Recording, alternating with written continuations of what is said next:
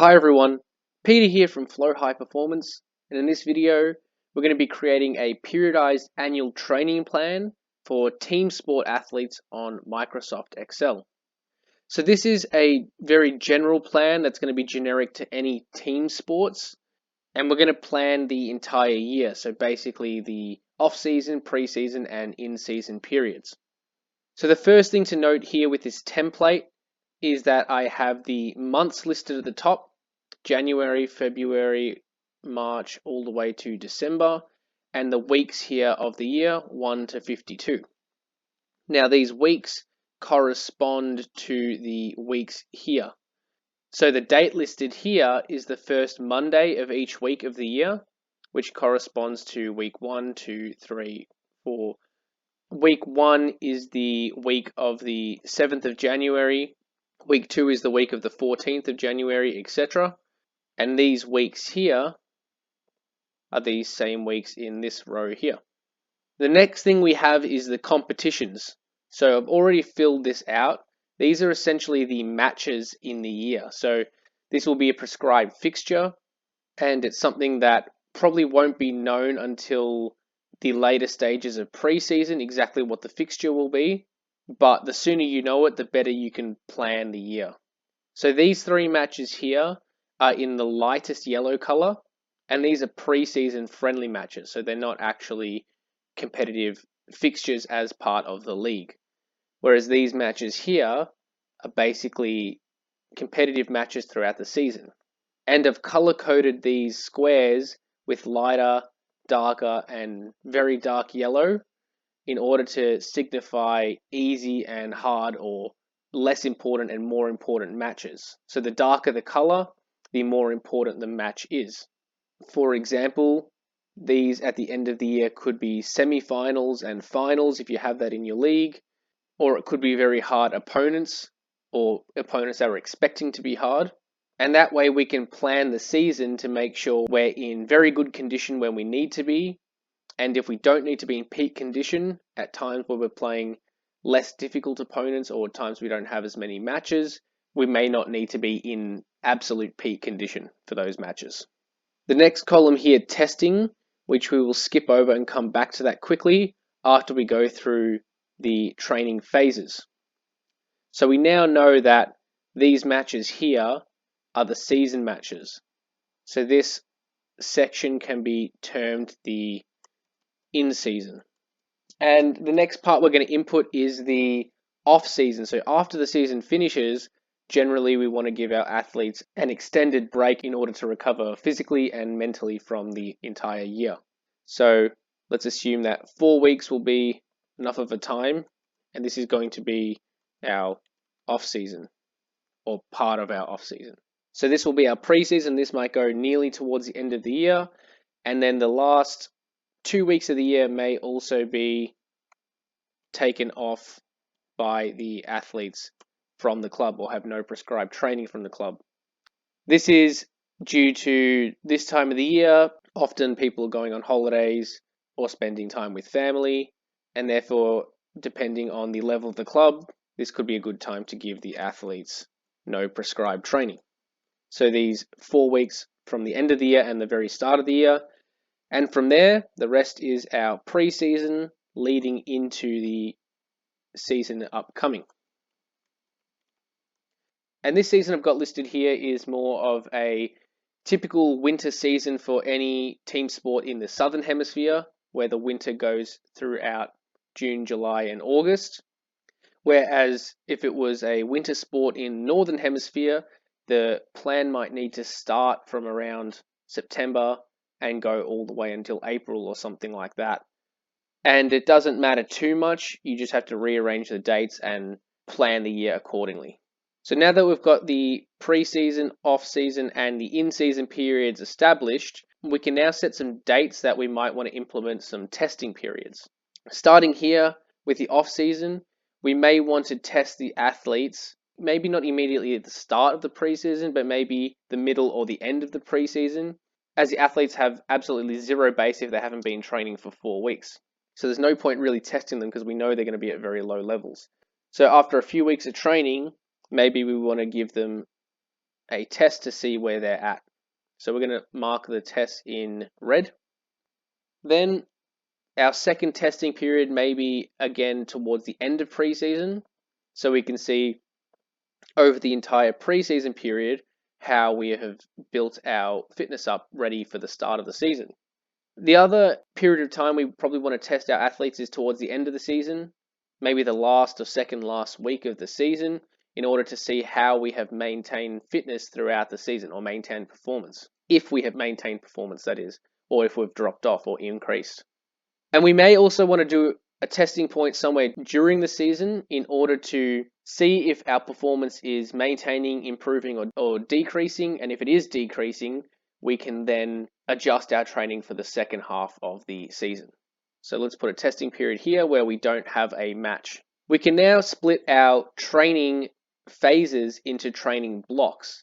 And we're not going to go into the exact details of what the block should encompass or how they should be set out.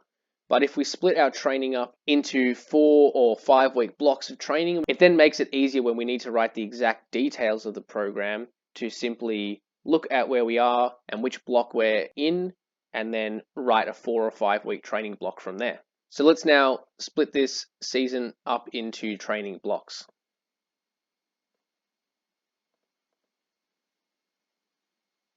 So during the off season, there won't be any prescribed training from the club, so we can completely eliminate all of this.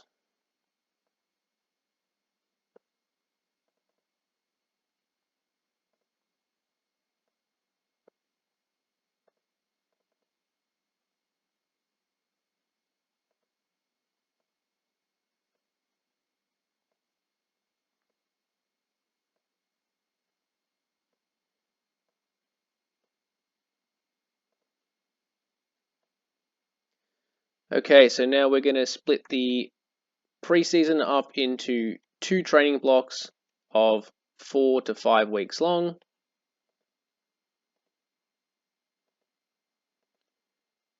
The in-season can also be split up into 5 week blocks.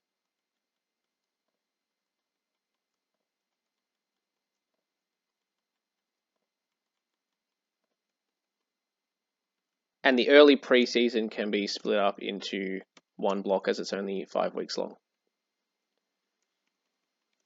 So this is going to be preseason block 1. This will be preseason block 2. This will be preseason block 3. And then this will be in season, starting again, block 1, block 2, block 3, block 4, and block 6. Now moving on to our training qualities. So we have linear speed, change of direction, plyometrics, loaded power, strength and conditioning or endurance. And these are going to be the primary qualities that are going to be important for team sport athletes. So different team sports will require different levels or different emphasis on different qualities, and some may or may not require any of these qualities. But most of the team sports will require most of these. So let's start now with linear speed training. So linear speed is pretty simple. The goal with linear speed is pretty much to make sure we're hitting maximum velocities pretty regularly, mostly for injury prevention. So if we're making sure we're exposing our athletes to top speeds, if they then have to do that in a match, their tissues are prepared for those demands. But we don't want to go straight into maximum speed sprinting. We probably want to build up from shorter distances up to longer distances and therefore higher speeds. So in the early preseason, we may start with short distance sprints and then slowly progress onto longer distance sprints. So we'll say short to long distances. And then throughout the season, we probably want to mainly implement longer distance sprints in order to, again, maintain those tissue qualities that we're after. So let's say moderate to long distance. And in that way, we're going to get both our acceleration qualities and our top speed qualities. Change of direction training is an interesting one because most of the change of direction is probably going to be done throughout their sport training already. But if you want to implement in the strength and conditioning some additional change of direction work, or if you have power over the drills being employed in the team sport training, then the periodization may look something like this. We may start in the preseason with more mild change of direction, so more 45 and 90-degree changes of direction, and then transition into sharper changes of direction, so full 180-degree turns with longer distances and running in from higher speeds. So we'll label this one mild change of direction, and then transition into sharper change of direction. And then throughout the season, there's probably no need to really do additional change of direction work, as they're going to be doing so much of that in their training and matches already. But if we do want to implement some low volume change of direction work, it should probably be all pretty sharp change of directions with high intensities and high speeds.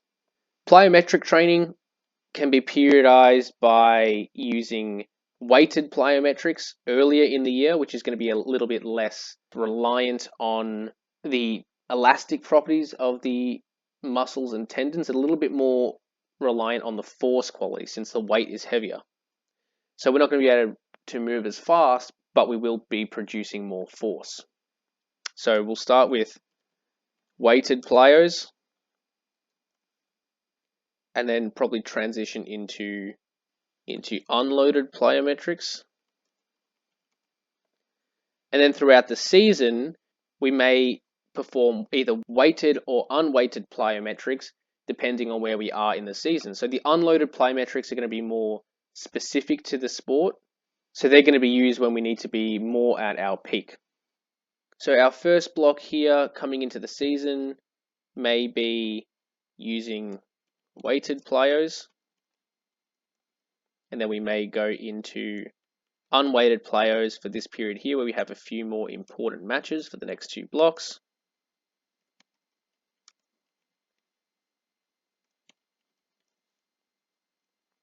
And then we may do a short block again of loaded plyometrics or weighted plyometrics, and then again finish the season with unloaded plyos.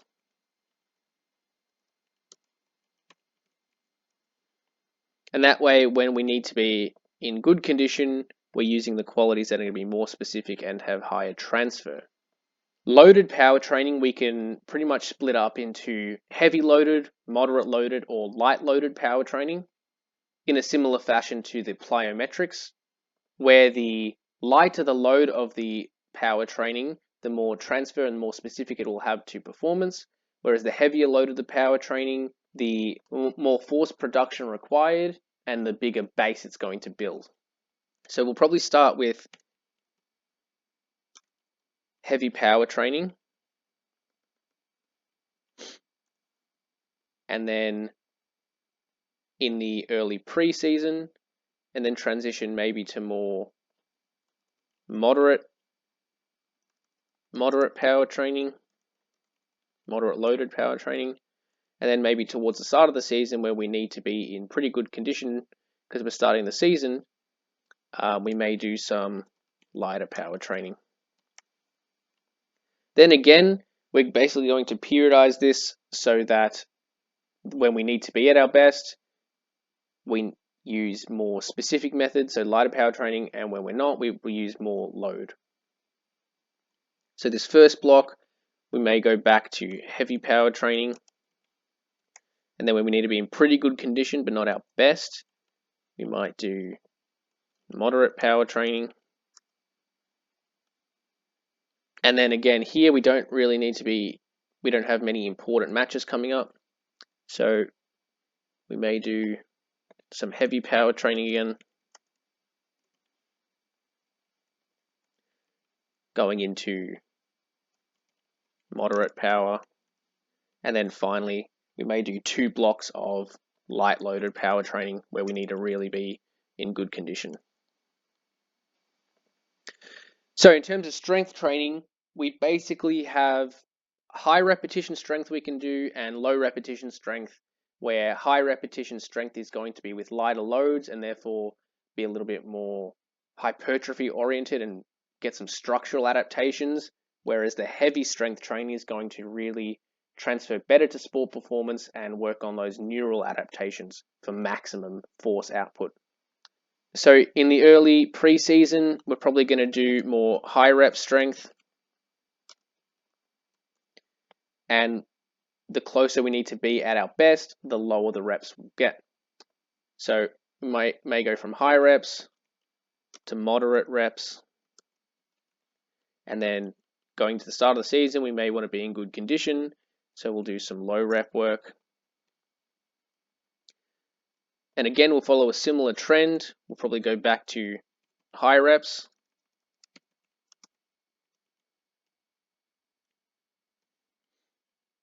into moderate reps, into high reps again, into moderate reps, and then we may do 2 blocks in a row of low reps in order to be in really good condition for the end of the season. And finally, we have our conditioning training, which may or may not be applicable to the strength and conditioning coach if that is part of your role, because a lot of the conditioning work these days are done via monitoring distances and loads through GPS. If your team's using GPS, you may track all of that through the GPS rather than actually writing exactly what you're going to do. But what's going to be more applicable here is the volumes and intensity of work, as we will go through a little bit later in this video. But if the conditioning is completely down to the coach and we're not using GPS, we may split the conditioning work into general periods that we can have some idea of what we're doing at which part through the season. So early in the preseason, we probably want to do more general aerobic work, more continuous long distance type stuff, higher volumes with lower intensities. And then going towards the season, we may then transition to more interval work. So we may start with long interval and then go into short interval work. So longer interval work is basically slightly longer distances with slightly less rest periods and less intensity, whereas short interval is going to be really short, sharp, and more rest periods, so the intensity is going to be higher.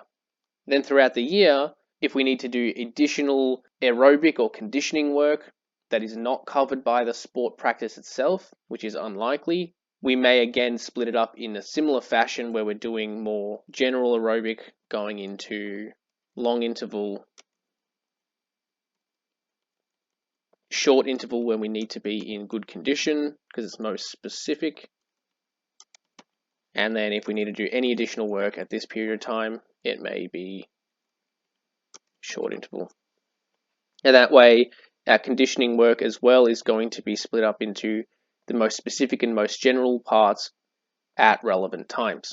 So before we get into the peaking index, let's first establish the volumes and intensities, which is quite an important part. So I've actually created a graph here, which has been invisible, and I have also, in this section here, actually adjusted volumes and intensities on a scale from 1 to 10 for the entire year. And I've pre-planned this as it would have taken too long for this video, but basically I'll implement this into the graph and then take you through why I've done the volumes and intensities in this way. So now I have a graph here with the volumes and intensities, the volume in blue and the intensity in orange here. And let's go through what these mean and why they're prescribed in this way. So in the off season starting here, we have pretty much no volume and intensity unless the athletes are doing stuff outside of the club, which is out of our control. So we've just got pretty much 0 here.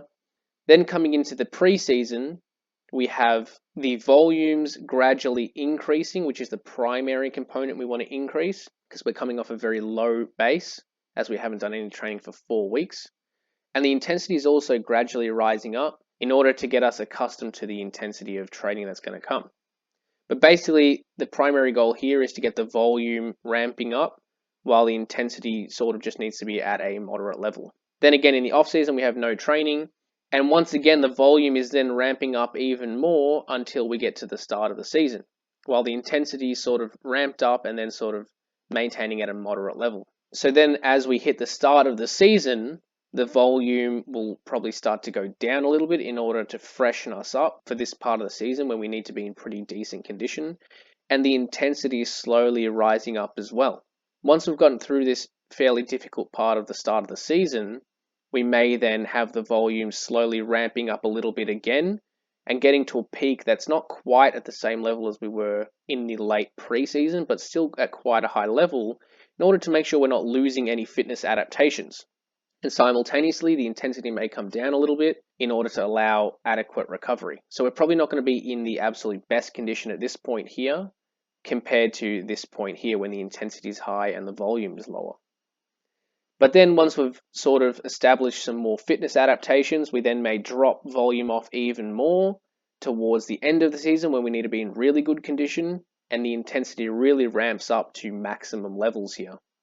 So that we're making sure we're not losing fitness throughout the season, but we're dropping it off where we need to drop fatigue and make sure we're ramping up the intensity so our performance is really high when we get to the end of the season here, which is most important. And this is basically what we can do with our conditioning training.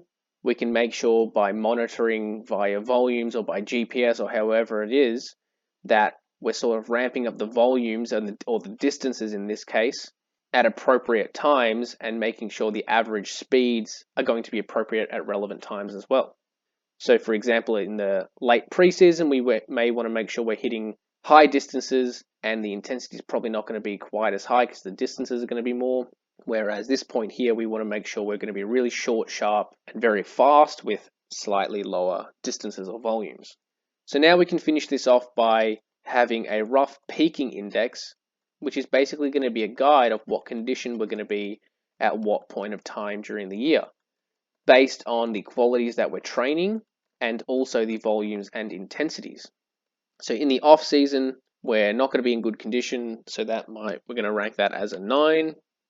Then going into the early preseason, we're probably still not in good condition. There might be an 8, but slightly better.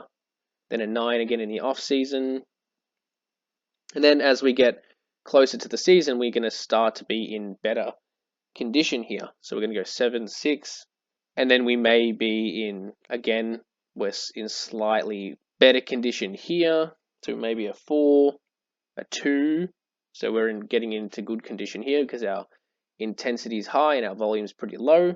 But then as we start to increase our volume again, we may not be in the best condition, but then towards the end of the season, we're going to be in really good condition where we need to be. And we can color code these to make it easy to read and nice and fancy. And that is it for the annual plan. Thanks for watching, and hopefully you got something out of this video. Remember to subscribe if you haven't already.